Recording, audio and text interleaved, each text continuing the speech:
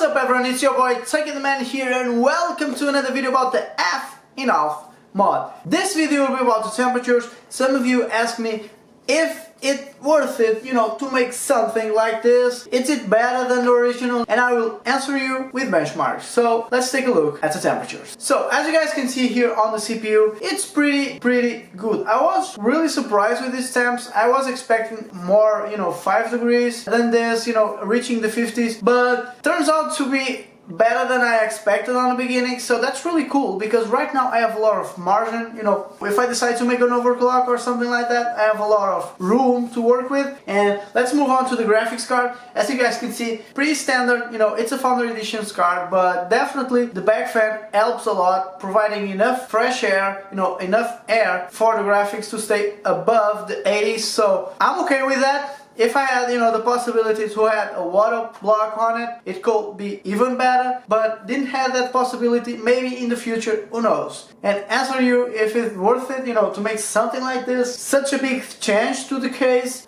to the original case. Well, it depends on what you want. And modding is about customization. All my projects, I always try to improve performance and their aesthetics. And I always base on that, performance, aesthetics. And of course, I gotta thanks to Cooler Master, MSI, Team Group, and of course NVIDIA for throwing up all the pieces to this mod. Thank you so much, guys. I hope you guys enjoy, the build, the temperatures, the reveal video, everything. I'm really thankful for that. I hope I can work with you in the future. It will be awesome. With this said, stay tuned because I will start a new series soon, about another project, not for me, but for another big YouTuber in Portugal. So it will be all in English, okay? Besides the one I did in Portuguese, this one will be in English. So stay tuned for that. And no more to say. If it's your first time, watching my videos, hit that button, subscribe, comment below with your opinion, hit the like button if you like. Follow me on Facebook, follow me on Instagram, and